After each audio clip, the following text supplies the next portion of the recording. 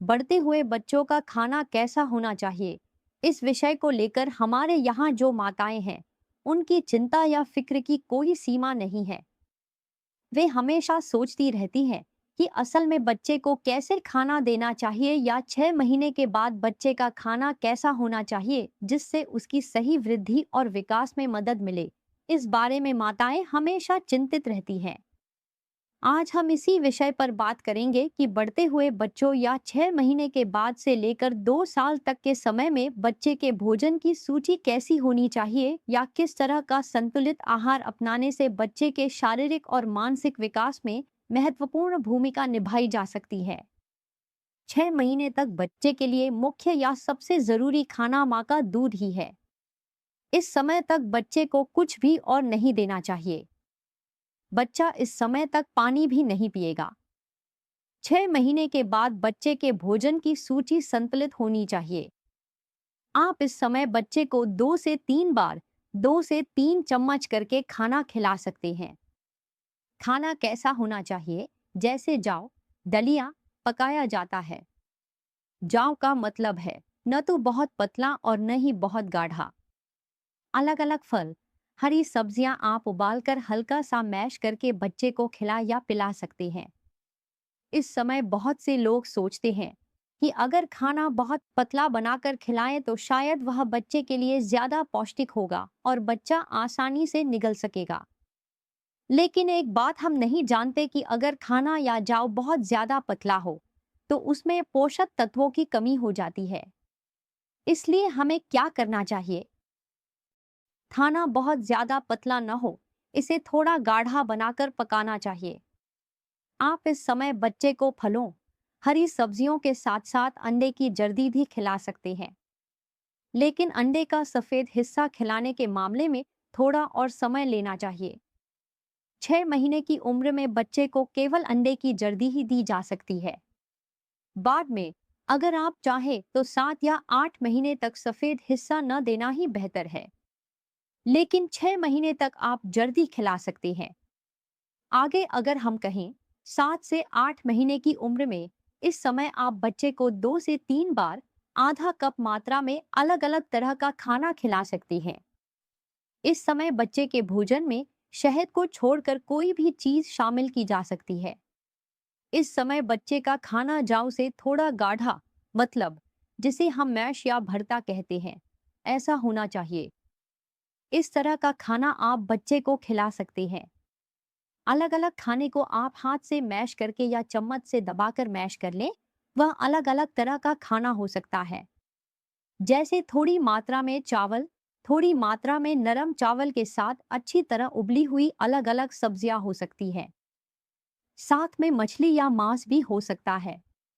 8 महीने के बच्चे को अगर आप ये चीजें खिला सकें तो बच्चे के लिए ये आसानी से पचने योग्य होंगी। साथ ही ये बच्चे के शरीर और उसके शारीरिक व मानसिक विकास के लिए भी मददगार होंगी। हमें एक बात ध्यान में रखनी चाहिए कि जब बच्चे को भूख लगती है तो वह उंगली चूसकर या रोकर अपनी भूख का इशारा करता है। इसलिए अगर बच्चा बार बार थोड़ी थोड़ी देर में उंगली चूसता है तो आपको समझ जाना चाहिए कि वह उसकी भूख का संकेत है। क्योंकि बच्चे को थोड़ी थोड़ी मात्रा में बार बार खाना खिलाने की सलाह दी जाती है, इसलिए आमतौर पर 2 से 3 घंटे के अंतराल में बच्चे को फिर से भूख लगती है। और इस समय बच्चे को माँ का दूध पिलाना बिल्कुल न भूलें। क्योंकि 6 महीने से शुरू करके जब आप बच्चे को अन्य खाना देना शुरू करते हैं, तब भी 2 साल तक माँ का दूध पिलाना जरूरी है। यानी जब बच्चा जन्म लेता है उसके बाद के 2 साल तक, 6 महीने के बाद जो अतिरिक्त खाना दिया जा रहा है उसके साथ साथ भी माँ का दूध देना चाहिए।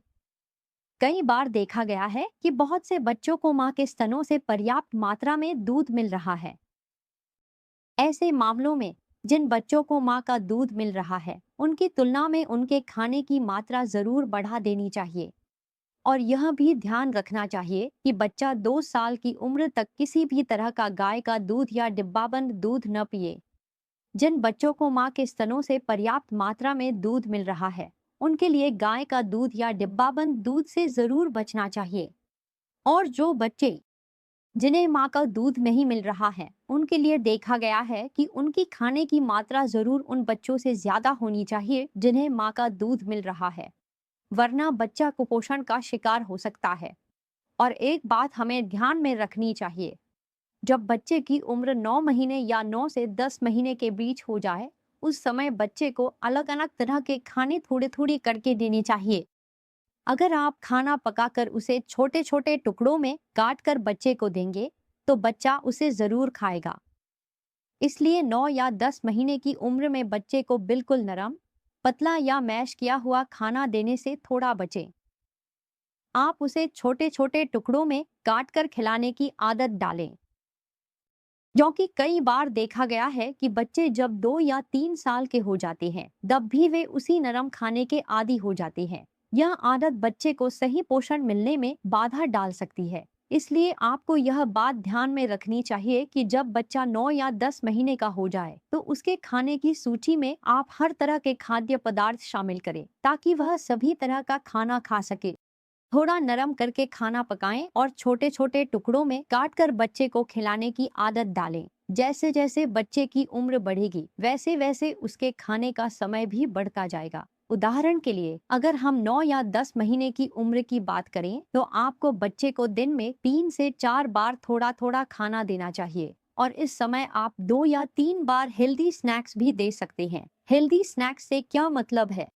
विभिन्न फलों को थोड़ा नरम उबालकर उन्हें काटकर बच्चे के सामने रखें, ताकि इस समय बच्चा अपने हाथ से खाने की भी आदत डाल सके। हमें यह बात भी ध्यान में रखनी चाहिए और हर दिन बच्चे को पर्याप्त मात्रा में पानी पिलाना जरूरी है। अगर आप चाहें तो अलग अलग मौसमी फलों का जूस बनाकर भी बच्चे को पिला सकते हैं। बाहर का खाना बिल्कुल भी नहीं देना चाहिए। कई बार देखा जाता है कि घर से बड़ों के लिए जो भी खाना खरीदा जाता है, वही हम बच्चे को भी खिलाने की कोशिश करते हैं। घर में बड़े होते बच्चे को यह सोचकर खाना दे देते हैं कि वह अपनी प्रतिक्रिया या अनुभव हमें बता देगा। इस आदत से पूरी तरह बचना चाहिए, क्योंकि चाहे बच्चा 2 साल का हो या 10 साल का, हमें यह ध्यान रखना चाहिए कि बच्चे घर का बना या घर में तैयार किया गया संतुलित भोजन ही खाएं।